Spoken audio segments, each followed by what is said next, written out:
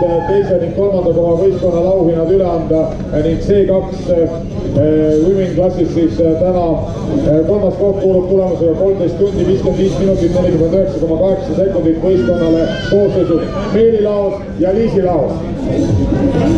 Meeli Laos ja Liisi Laos.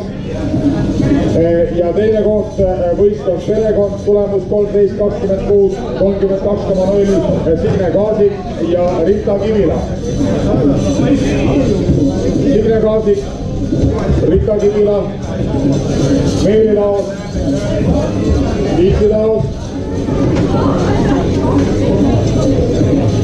Ja kas siia on saabunud Eesti gümnastis Komanda Natasha, Diana Kessel, Jelena Jakovleva.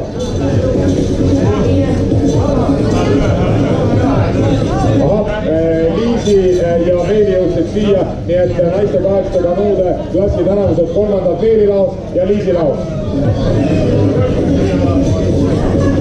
Teine koht püüame ka veel kord välja, Signe Kaasik, Rita Kivila. Väga tubli, tulge külje peale.